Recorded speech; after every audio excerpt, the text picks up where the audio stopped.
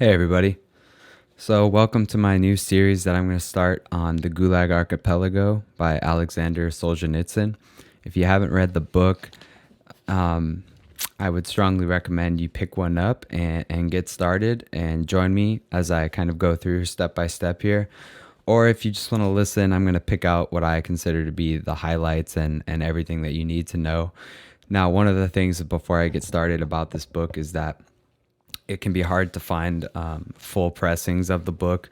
For example, I have here one of the volumes out of three, and it's pretty thick. And online, it can be kind of expensive. But online, you will be able to find abridged versions, which, while not having all of the content, I would still recommend picking that up because it's much more affordable and a smaller size book. So, if anything, pick up that abridged version. And when you go around town, go into some of your local bookshops and check out just the Solzhenitsyn section and see if you can't find one of these, because I was able to pick up a first edition actually of the middle volume for $1, and I actually gifted that to a friend of mine because I have the edition that has my grandmother's signature in the front, so I'm keeping this one. But you never know what you're going to find at your local bookstore. Well, I'm basically going to go through chronologically and just pick out the quotes that really resonate with me and kind of sit and talk about them for a while. So the first chapter is on arrest. But before I get into that, I'm actually reading out of the first and second volume. Excuse me, I believe I said the third. I want to start by reading the dedication, which I think is pretty inspiring. Solzhenitsyn writes, "I dedicate this to all those who did not live to tell it, and may they please forgive me for not having seen it all, nor remembered it all, for not having divined all of it."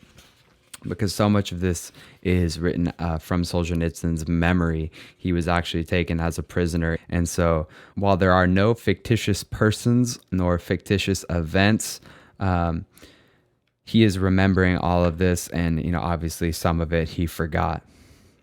He writes in his author's notes, "People and places are named with their own names. If they are identified by initials instead of names, it is for personal considerations. And if they're not named at all, it's only because human memory has failed to preserve their names. But it all took place just as it is here described." So keep that in mind. Now in part one, we're going to start with the first section of the prison industry, which is called arrest. I think I'll come back and do the preface at a later time. I also see my videos cutting out, so sorry about that, guys. I'll try and get it fixed for the future. So first, the name of the book, Gulag Archipelago. Gulag is actually an acronym which basically represents the idea of labor camps or hard work camps, prison camps.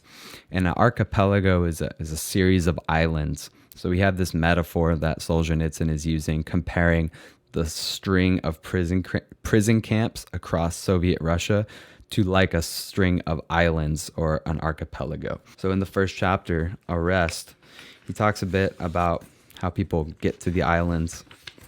And you're going to see a variety of names being used for the secret police.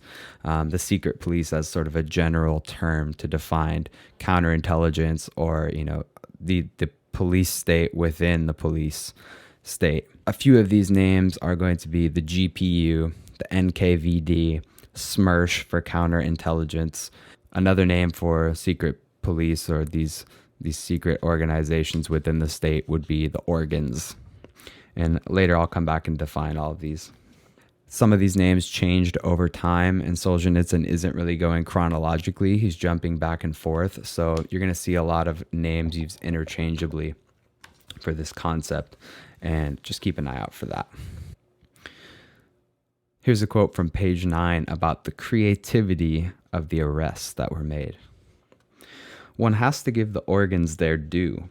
In an age when public speeches, the plays in our theaters, and women's fashion all seem to have come off assembly lines, arrests can be of the most varied kind. They take you aside in a factory corridor after you have had your pass checked, and you're arrested. They take you from a military hospital with a temperature of 102, as they did with Hans Bernstein, and the doctor will not raise a peep about your arrest. Just let him try. They'll take you right off the operating table, as they took N.M. Vorobiev, a school inspector, in 1936 in the middle of an operation for stomach ulcer, and drag you off to a cell, as they did him, half alive and all bloody, as Karpunik recollects. Or, like Nadia Levitskaya, you try to get information about your mother's sentence, and they give it to you, but it turns out to be a confrontation and your own arrest. In the gastronome, the fancy food store, you are invited to the special order department and arrested there. You are arrested by a religious pilgrim whom you have put up for the night for the sake of Christ. You are arrested by a meter man who has come to read your electric meter. You are arrested by a bicyclist who has run into you on the street, by a railway conductor, a taxi driver, a savings bank teller, the manager of a movie theater. Any one of them can arrest you, and you notice the concealed maroon-colored identification card only when it's too late. So again, the creativity of the ways that people are arrested. I love the sort of tongue-in-cheek and the very pointed sarcasm that Solzhenitsyn uses throughout this book, saying, everything else in this time period seems to have come off an assembly line. Like, our culture is not creative. The state, the means of production, they're not creative. It's all very mechanistic and assembled. But then when it comes to arresting people for thought crime, man, are they creative, right? I mean, this is stuff straight out of a spy movie where you have, a bicyclist that's just biking along and he happens to bump into you. And then as he's like, oh, sorry, let me help you up, arrested, right? Or one of my favorites on here would be the priest who's looking for a place to stay for the night, for the sake of Christ, you let him into your home and then you are arrested. Let's continue to a section about how the bureaucrats justify their job. We're on page 10. Sometimes arrests even seem to be a game. There is so much superfluous imagination, so much well-fed energy invested in them. After all, the victim would not resist anyway. Is it that the security agents want to justify their employment and their numbers? After all, it would seem enough to send notices to all the rabbits marked for arrest, and they would show up obediently at the designated hour and minute at the iron gates of the state security with a bundle in their hands, ready to occupy a piece of floor in the cell for which they were intended. And in fact, that's the way collective farmers are arrested. Who wants to go all the way to a hut at night with no roads to travel on? They are summoned to the village soviet and arrested there. Manual workers are called into the office. So what Solzhenitsyn's noting here is, this extraordinary lengths they went to arrest people was superfluous, right? Because they already had the cooperation of the people, and the people were not resisting arrests. So he could have just sent somebody an envelope, a mail that said, hey, you need to be at the prison at 10 a.m. Monday morning, and people would have come, right? They weren't questioning what was going to happen to them. And we'll get to a section on that in just a little bit. But this idea that they were maybe justifying their position as bureaucrats, right, as state security agents, saying, oh, well, we need our job. We need, 100 spies because we're doing all this arresting and covert intelligence, when Solzhenitsyn's arguing that that was superfluous. You didn't even need to do that because the people were compliant. Now, Solzhenitsyn does note that in the year of 1945 and 1946, much of the theatricality stopped because at that point they were overloaded. And this is when the cattle cars were being used to transport hundreds of prisoners at a time into the prison camps, into Siberia, much like, the Nazi-style concentration camps where prisoners were just herded like animals. And at that point, the use of this spy theatricality was over because they couldn't keep up with the demand or the quotas. And so what Solzhenitsyn is trying to note here And what I think is so interesting about the order of this book, while not being chronological, is he's setting us up with this idea that there is a slow progression or maybe even a devolution into this style of a communist dictatorship nightmare. And it has many markers or warning signs along the way that he wants people to pay attention to. And so it's not something that happened overnight where it went from being arrested individually in the street to cattle cars to Siberia. But there was this slow devolution with many particular signs along the way. Let's go ahead and continue on page 11. This submissiveness was also due to ignorance of the mechanics of epidemic arrests. By and large, the organs had no profound reasons for their choice of whom to arrest and whom not to arrest. They merely had overall assignments, quotas, for a specific number of arrests. These quotas might be filled on an orderly basis or wholly arbitrarily. In 1937, a woman came to the reception room of the Novocherkassk NKVD to ask what she should do about the unfed, unweaned infant of a neighbor who had been arrested. They said, "Sit down, we'll find out." She sat there for 2 hours, whereupon they took her and tossed her into a cell. They had a total plan which had to be fulfilled in a hurry, and there was no one available to send out into the city. And here was this woman already in their hands. So again, the organs, the NKVD, these are these secret police groups. I'm doing my best to pronounce names, but let's just move on from that.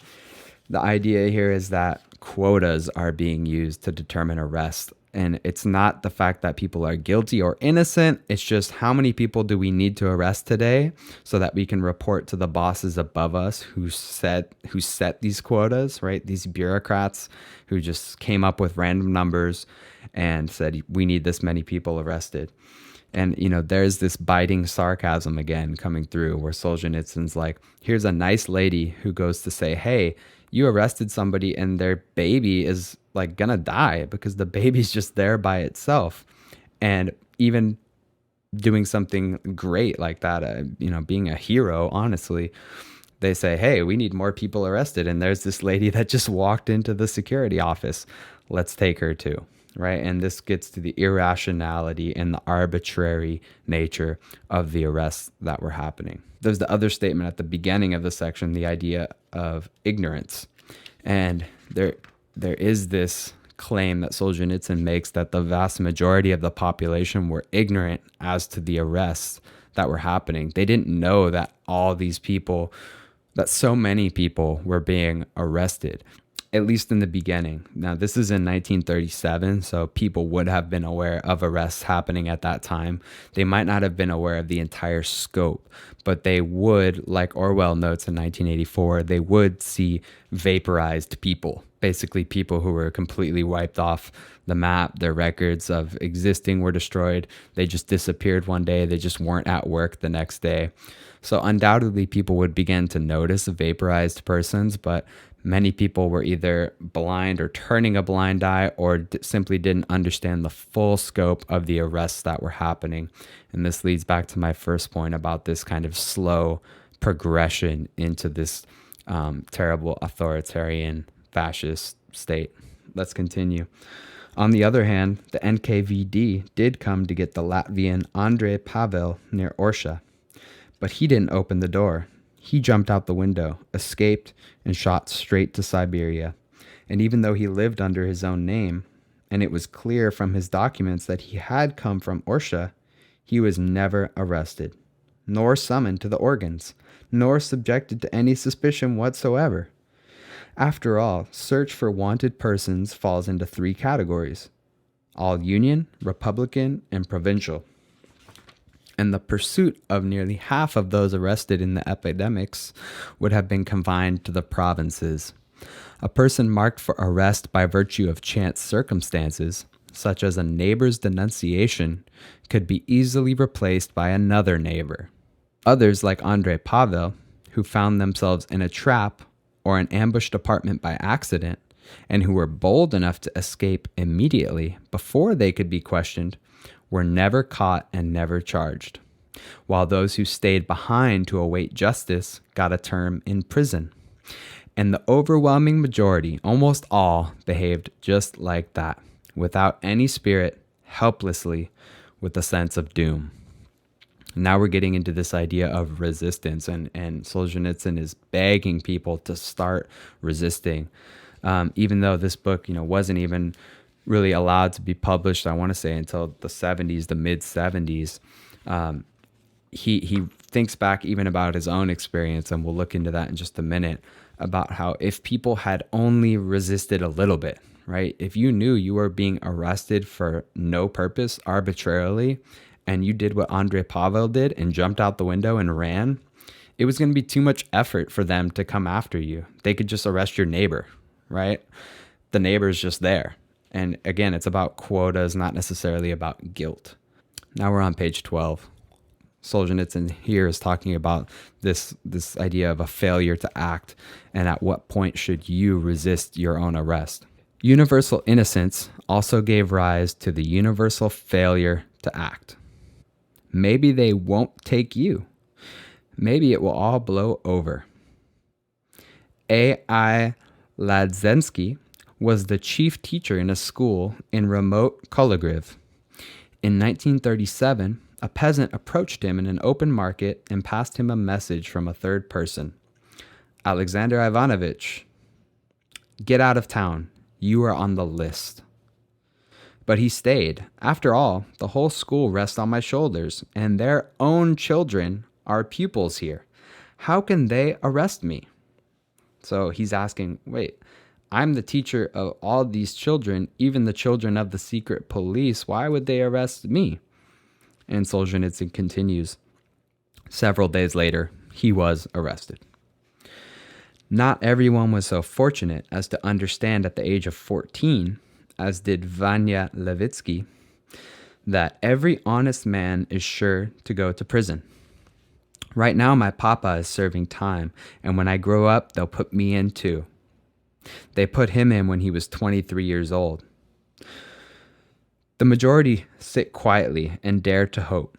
Since you aren't guilty, then how can they arrest you? And this is a big idea, right? You're not guilty. How could they arrest you? It's a mistake. They are already dragging you along by the collar, and you still keep exclaiming to yourself, it's a mistake. They'll set things straight and let me out.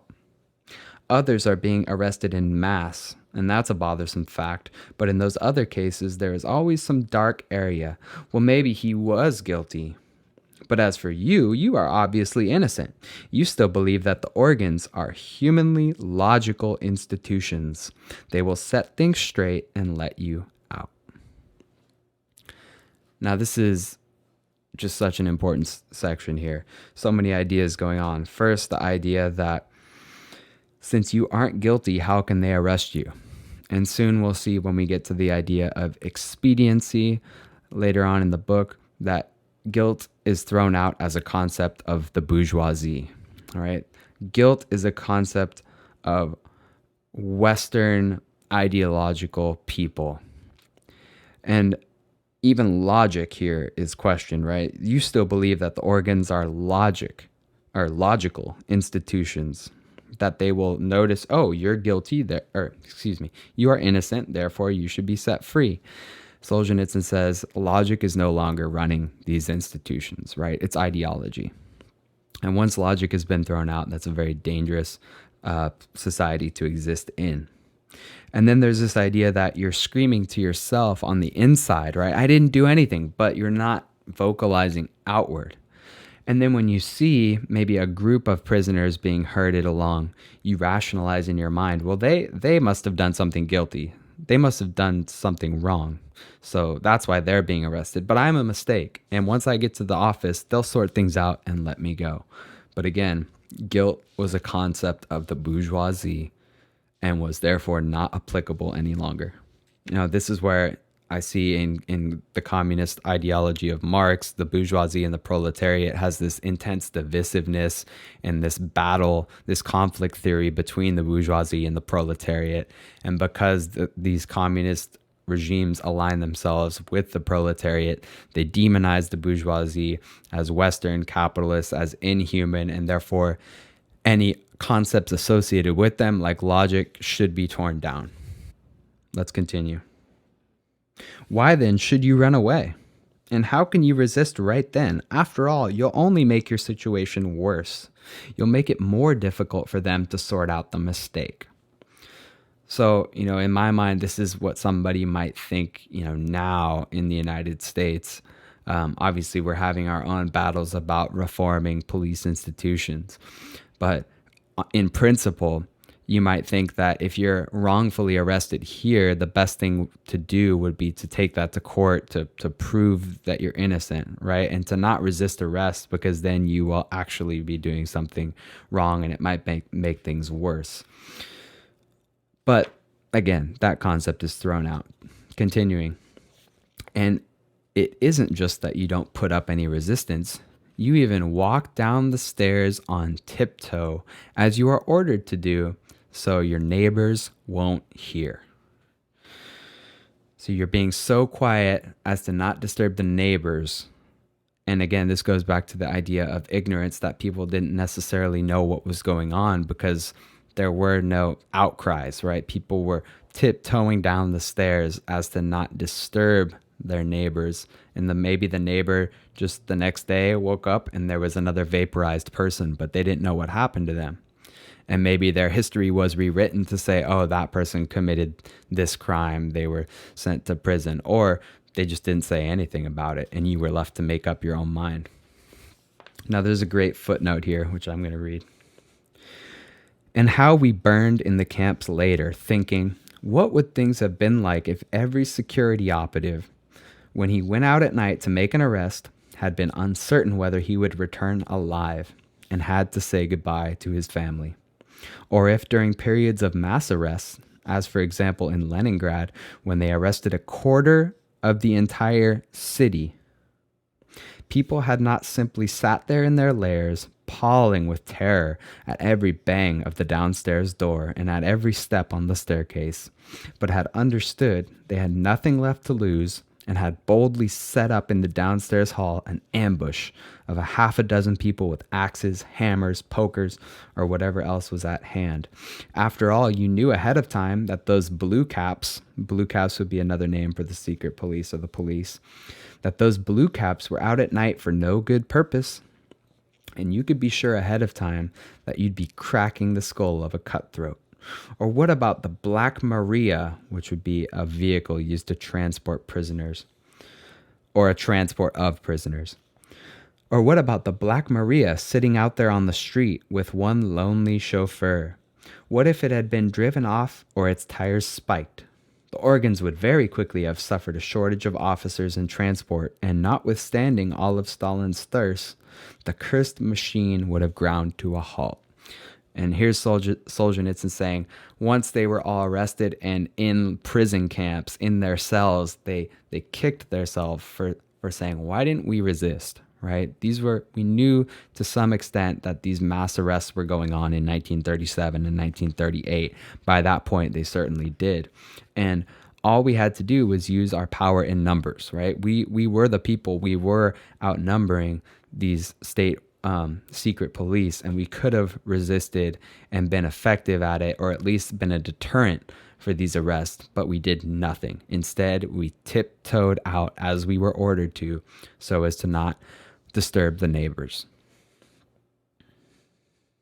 One interesting little note about the Black Marias, I'm sure we'll get to this in later chapters, but oftentimes these prison transports were not labeled as prison transports to, again, create this illusion that these arrests weren't happening, right? Maybe it was a flour truck and you were arrested and put in the back of a flour truck so that every day, this flour truck making 10 trips to the prison and back wouldn't set off alarms of the people in the community, right? They wouldn't be able to see like a prison van and say, wow, that's a lot of prisoners being taken into the camp. Instead, they just see a flour truck and they're none the wiser. All right. This is just I just think this is a good quote, so I'm going to finish the last section here. At what exact point, then, should one resist? This is an open question for us to determine. When one's belt is taken away? When one is ordered to face into a corner? When one crosses the threshold of one's home? An arrest consists of a series of incidental irrelevancies, of a multitude of things that do not matter, and there seems no point in arguing about any one of them individually, especially at a time when the thoughts of the person arrested are wrapped up tightly around the big question, what for? And yet all these incidental irrelevancies taken together implacably constitute the arrest. So, most of this idea is that the whole time you're being arrested, you're too busy thinking about why am I being arrested to actually act out and resist. Let's move along to page 15. I'm not going to comment on this quote. I just think it's a good one. Resistance. Why didn't you resist? Today, those who have continued to live on in comfort scold those who suffered. Yes, resistance should have begun right there at the moment of the arrest itself, but it did not begin. And again, I think today this term resistance has a little bit of extra baggage when it comes to the Trump presidency. But here I'm specifically trying to just focus on this time period in history, the actual resistance to arrest by secret police in the Soviet Union between the times of maybe 1917, 1918, all the way up through the 60s, as we'll see in this book. On page 15, Solzhenitsyn continues to comment on this idea of resisting in public. If you would speak out in public, then you could resist, but most said nothing. So here's a quote. And so they are leading you. During a daylight arrest, there was always that brief and unique moment when they are leading you, either inconspicuously, on the basis of a cowardly deal you have made, or else quite openly, their pistols unholstered. Through a crowd of hundreds of just such doomed innocents as yourself, you're not gagged. You really can and you really ought to cry out that you are being arrested, that villains in disguise are trapping people, that arrests are being made on the strength of false denunciations, that millions are being subjected to silent reprisals. If many such outcries had been heard all over the city in the course of a day, would not our fellow citizens perhaps have begun to bristle? And would arrests perhaps no longer have been so easy? So a couple of ideas here, you're not gagged. They don't tape your mouth. And, you're in a crowd of other innocent people, other free people who are soon to be in your position as well. And he says, if only he had taken, and if only all of the prisoners had taken that opportunity to cry out and to let the people know, hey, this is what's happening.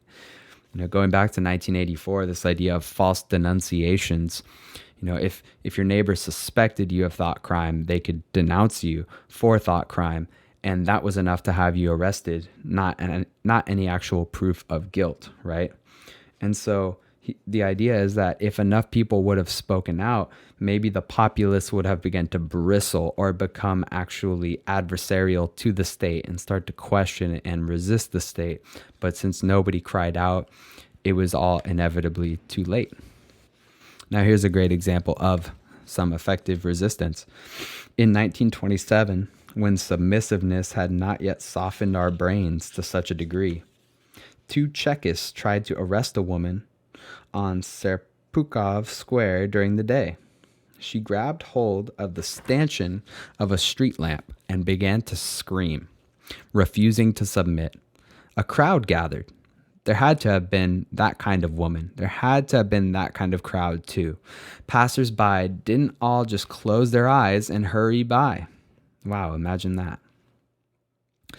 The quick young man immediately became flustered. They can't work in the public eye. They got into their car and fled. Right then and there, she should have gone to a railroad station and left. But she went home to spend the night, and during the night, they took her off to the Lubyanka. And the Lubyanka is the most infamous prison camp that we'll see in this book. But there's a great example of, just a woman causing a scene was too much for the police. They didn't want to be noticed by the public, and they left her. And, she had a chance to escape. She just did not take that opportunity. Instead, not one sound comes from your parched lips, and that passing crowd naively believes that you and your executioners are friends out for a stroll. So unless, these guards have their pistols out, for the most part, it just looks like, three people out walking together. And this, again, goes back to that ignorance that the community had of what was going on. If only there were more people who caused these scenes that said, hey, I am being arrested for no reason. What is happening right now? Draw a crowd, get everybody to notice. But because there weren't enough people doing that, there wasn't enough resistance to do anything to stop it. Now, here at this point, Solzhenitsyn is going to get into a little bit of his own background and how he was arrested. He comes back to this later in the story. So in an effort to go chronologically through the book, I'm just going to focus on what's actually here in this chapter. So on page 16, Solzhenitsyn talks about his own arrest. I myself often had the chance to cry out. On the 11th day after my arrest, 3 Smersh bums, more burdened by 4 suitcases full of war booty than by me, they had come to rely on me in the course of the long trip, brought me to the Belarusian station in Moscow. They were called the Special Convoy. In other words, a special escort guard.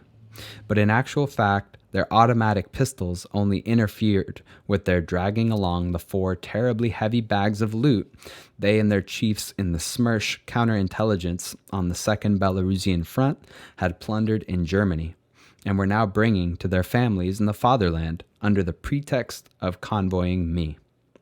I myself lugged a 5th suitcase with no great joy, since it contained my diaries and literary works, which were being used as evidence against me. And we'll see later on how students, teachers were among the waves of the great purges of people who were arrested and sent to labor camps. Anybody who was educated or an intellectual was seen as potentially a thought criminal, a member of the bourgeoisie, under sort of Western influence, and that made them eligible to be arrested and sent to a hard labor camp. Not one of the 3 knew the city, and it was up to me to pick the shortest route to the prison.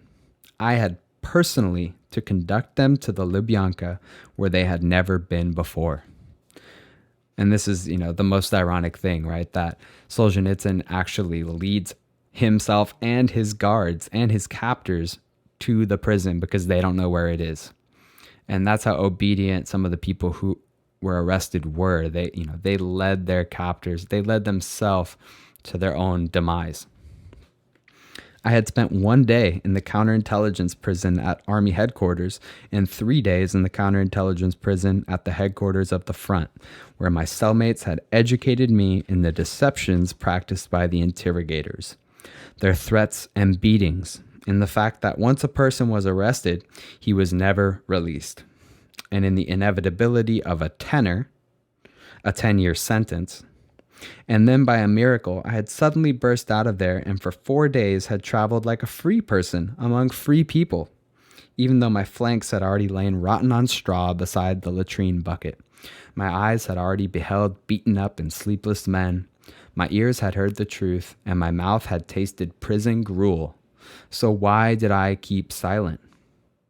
Why, in my last minute out in the crowd, did I not attempt to enlighten the hoodwinked crowd?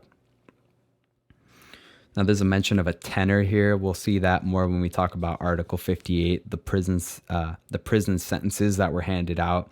There was a nickel, which was rare, a 5-year term, which was actually reserved for real criminals like theft, rape, murder. that kind of stuff. Tenors and quarters, 10 years and 25 years, were reserved for the thought criminals or the people who went against party ideology in any way, or it was just a false denunciation or a completely made up charge. Solzhenitsyn continues, I kept silent, too, in the Polish city of Brodnica, but maybe they didn't understand Russian there. I didn't call out one word in the streets of Bialystok, but maybe it wasn't a matter that concerned the Poles. I didn't utter a sound at Volkovysk station, but there were very few people there. I walked along the Minsk station platform beside those same bandits as if nothing at all were amiss. But the station was still a ruin.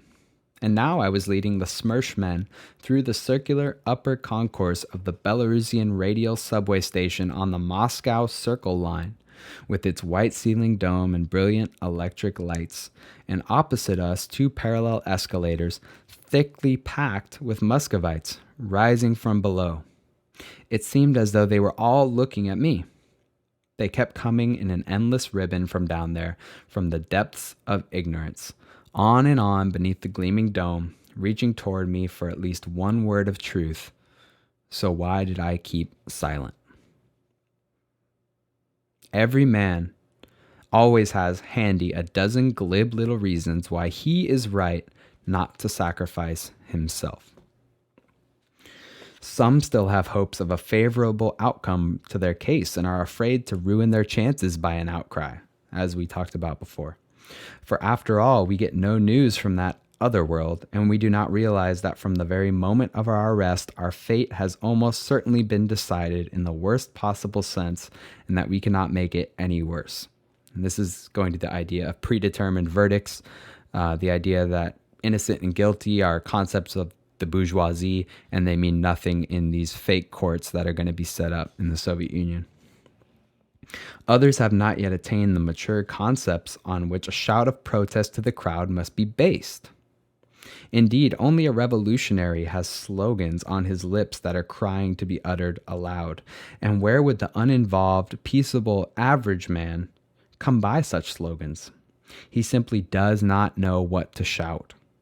And then last of all, there is the person whose heart is too full of emotion, whose eyes have seen too much for that whole ocean to pour forth in a few disconnected cries.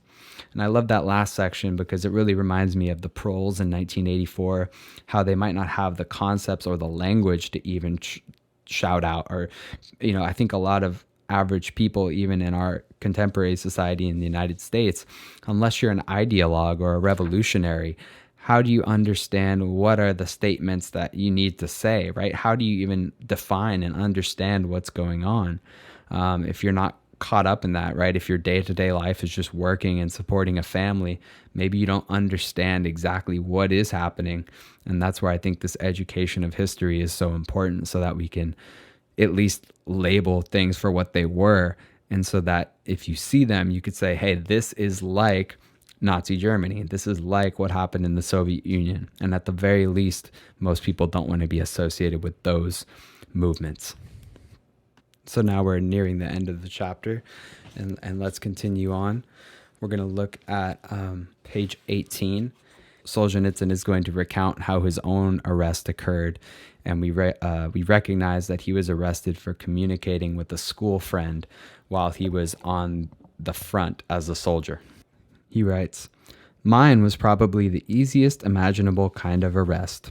It did not tear me from the embrace of kith and kin, nor wrench me from a deeply cherished home life. One pallid European February, it took me from our narrow salient on the Baltic Sea, where, depending on one's point of view, we either had surrounded the Germans or they had surrounded us. And it deprived me of only my familiar artillery battery and the scenes of the last 3 months of the war. The brigade commander called me to his headquarters and asked me for my pistol. I turned it over without suspecting any evil intent when suddenly, from a tense, immobile suit of staff officers in the corner, 2 counterintelligence officers stepped forward hurriedly, crossed the room in a few quick bounds, their 4 hands grabbed simultaneously at the star on my cap, my shoulder boards, my officer's belt, my map case, and they shouted theatrically, "You are under arrest." Burning and prickling from head to toe, all I could exclaim was, "Me? What for?" And so the idea is that they tear off these medals and logos of Solzhenitsyn's officership in the army. And even though there is usually no answer to this question, surprisingly, I received one. This is worth recalling because it is so contrary to our usual custom. Hardly had the Smersh men finished plucking me and taken my notes on political subjects, along with my map case, and began to push me as quickly as possible toward the exit, urged on by the German shell fire rattling the window panes, than I heard myself firmly addressed. Yes. Across the sheer gap separating me from those left behind, the gap created by the heavy falling word arrest, across that quarantine line not even a sound dared penetrate, came the unthinkable magic words of the brigadier commander. "Solzhenitsyn, come back here." With a sharp turn, I broke away from the hands of the Smersh men and stepped back to the brigade commander. I had never known him very well. He had never condescended to run-of-the-mill conversations with me. To me, his face had always conveyed an order, a command, wrath, but right now it was illuminated in a thoughtful way. Was it from shame for his own involuntary part in this dirty business? Was it from an impulse to rise above the pitiful subordination of a whole lifetime? 10 days before, I had led my own reconnaissance battery, almost intact, out of the fire pocket in which the 12 heavy guns of his artillery battalion had been left. And now he had to renounce me because a piece of paper with a seal on it? So Solzhenitsyn saying, like, just a few days before, I did like a really fantastic military maneuver and saved a lot of people. You know, I was actually a decent officer, and now I'm being arrested because I had paper with a particular seal on it, and we'll see why. The brigade commander says, "You have a friend on the 1st Ukrainian front? It is forbidden. You have no right," the captain and major of counterintelligence shouted at the colonel. In the corner, the suite of staff officers crowded closer to each other in fright, as if they feared to share the brigade commander's unbelievable rashness. The political officers among them already preparing to present materials against them. But I had already understood. I knew instantly I had been arrested because of my correspondence with a school friend and understand from what direction to expect danger. So, writing letters to a friend who is in enemy territory, that was enough to get you arrested. And Solzhenitsyn admits he, may have made a mistake there and that he probably should have seen that coming, but he's still taken by surprise. One last thing in this last couple pages here of the chapter, we're going to look at just a glimpse of the prison situation, the overcrowding, and the situation there, which we'll see a lot more of in later chapters. This is not going to be a volume of memoirs about my own life. Therefore, I am not going to recount the truly amusing details of my arrest, which was like no other, even though he will recount those details later. That night, the Smersh officers gave up their last hope of being able to make out where we were on the map. They never had been able to read maps anyway, so they politely handed the map to me and asked me to tell the driver how to proceed to counterintelligence at Army headquarters. I, therefore, led them and myself to that prison, and in gratitude, they immediately put me not in an ordinary cell, but in a punishment cell. And I really must describe that closet in a German peasant house which served as a temporary punishment cell. It was the length of one human body, let's say 6 feet long to be generous, and wide enough for 3 to lie packed tightly, 4 at a pinch. As it happened, I was the 4th, shoved in after midnight. So let's say a 6x6 box, and there's 4 prisoners in there. After midnight, the three lying there blinked sleepily at me in the light of the smoky kerosene lantern and moved over, giving me enough space to lie on my side, half between them, half on top of them, until gradually, by sheer weight, I could wedge myself in. And so 4 overcoats lay on the crushed straw covered floor, with 8 boots pointing at the door. They slept, and I burned. The more self-assured I had been as a captain a half day before, the more painful it was to crowd onto the floor of that closet. Once or twice the other fellows woke up numb on one side, and we all turned over at the same time.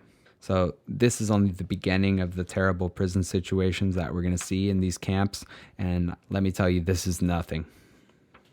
Now, Solzhenitsyn encounters 3 other officers, 3 tank men, who were arrested for pursuing a woman.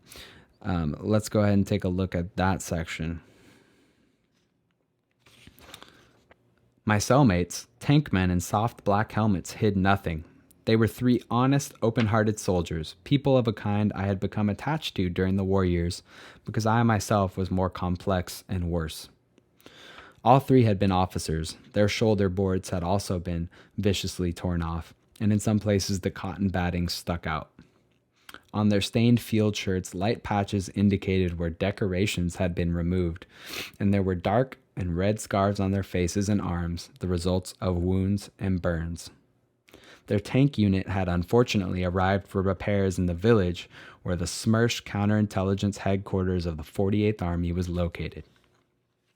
So to stop real quick, obviously these are decorated war heroes. These are men who were effective in battle, and you would think the army would want to keep them because they were winning battles as tank men.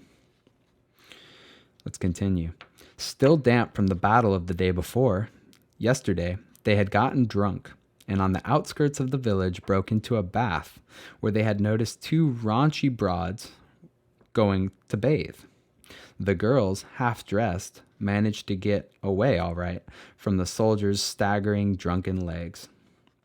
But one of them, it turned out, was the property of the Army Chief of Counterintelligence, no less. Yes, for 3 weeks the war had been going on inside Germany, and all of us knew very well that if the girls were German, they could be raped and then shot. This was almost a combat distinction. Had they been Polish girls or our own displaced Russian girls, they could have been chased naked around the garden and slapped on the behind, an amusement, no more. But just because this one was the campaign wife of the chief of counterintelligence, or, basically a sex slave, right off, some deep in the rear sergeant had viciously torn from the 3 frontline officers the shoulder boards awarded to them by the front headquarters, and had taken off the decorations conferred upon them by the Presidium of the Supreme Soviet. And now these warriors, who had gone through the whole war and had no doubt crushed more than one line of enemy trenches, were waiting for a court-martial, whose members, had it not been for their tank, could have come nowhere near the village. So, there's obviously some sick stuff about how women were treated there in war. And, I while it is disgusting by today's standards, it's unrealistic to look back at history and to deny that any of that ever happened. A lot of warrior cultures and, cultures of the past who were tribal and at war with other tribes did treat women in this way. And remember, it's hard for us to understand as people living in a relatively peaceful time, but in a society where our wars are largely not fought on our own soil. But war is a terrible thing, and you might have rose-colored glasses about war based on the movies that you've seen or what have you, but the idea at a certain point in history and before was that war meant life or death, and war justifies pretty much any kind of behavior. I think this kind of refutes this noble savage trope that we hear a lot of today. This idea that prior to society, people were intrinsically good and they lived harmoniously in nature. This is obviously a fallacy, the fallacy of the noble savage. We need to remember that people have done evil things throughout history, even people who weren't necessarily completely evil, like these tank men per se. They were at least opportunistic, and the morality it takes to say no and to stand out from your peers and to do the right thing when everybody around you is doing the wrong thing. It takes more effort and courage than to just simply follow suit. And so, we need to remember that people who weren't necessarily completely evil were doing evil things in war, and they felt justified for doing it. And in this case, there was even sort of a system set up for the exploitation of women that was a kind of distinction, or a way to say how capable you were in the battlefield. Now, on the second to last page of the chapter, they added a fifth person to his cell, who was a POW German spy. And when we get to Article 58, we'll learn that being a POW was a justification for being arrested. So if you were a Russian soldier and you were caught by the enemy, you were likely sent to a labor camp when you returned.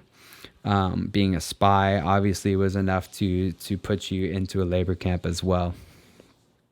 So let's check out that section. We put on the kerosene lamp, which had already used up all the air there was to breathe.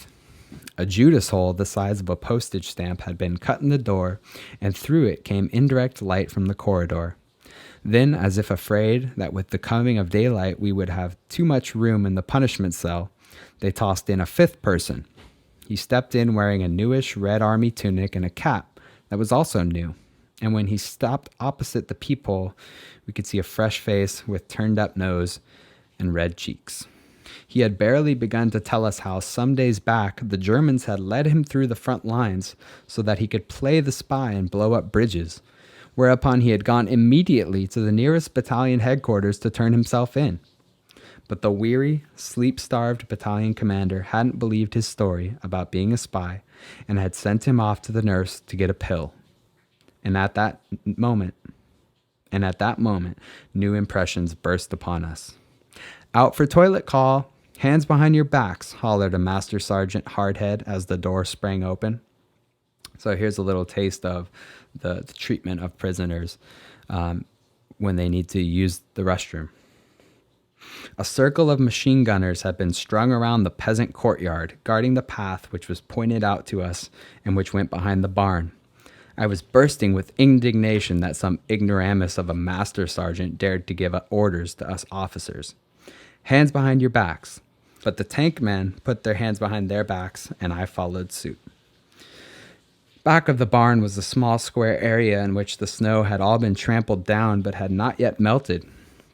It was soiled all over with human feces, so densely scattered over the whole square that it was difficult to find a spot to place one's 2 feet and squat.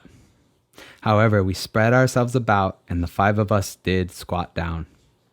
2 machine gunners grimly pointed their machine pistols at us as we squatted, and before a minute had passed, the master sergeant brusquely urged us on. "Come on, hurry it up. With us, they do it quickly." So he's saying, hurry up. You only get a minute to use the restroom out here among all the other feces in the courtyard. "What do you mean, with us?" he asked quietly, indicating no intention of hurrying back to the punishment cell that still stank of kerosene. "In SMERSH counterintelligence," the master sergeant shot back proudly and more resonantly than was called for. The counterintelligence men used to love that tastelessly concocted word SMERSH, manufactured from the initial syllables of the words for death to spies. So it's similar to like an acronym, but made of the sounds of the words death to spies. They felt it intimidated people.